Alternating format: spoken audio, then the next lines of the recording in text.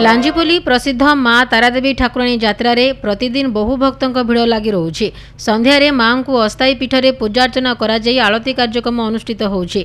परे परे घट परिक्रमा अनुष्ठित होउछि। घट परिक्रमा समय विभिन्न साहि रे माँ को स्वागत करा जिबा सह पाद पूजा करा जाउछि। प्रतिदिन एही यात्रा रे आखपाख अंचल रे बहु भक्त जोग दउछन्ति। विशेष करी रथ कलाकुंज मीना बजार देखिबाकू प्रबल जनसमागम होउछि। गुरुवार मुख्यमंत्री मोहन चरण माझी माँ तारादेवी दर्शन कर आशीर्वाद लाभ करथिले। एही अवसर में मंत्री और विधायकों समेत बहु बीजेपी कार्यकर्ता उपस्थित थिले। एथिरे यात्रा कमिटीर समस्त कर्मकर्ता और ग्रामवासी सहयोग करथिले। जून 7 रे माँ को यात्रा उद्यापन हेबार कार्यक्रम रहिछि।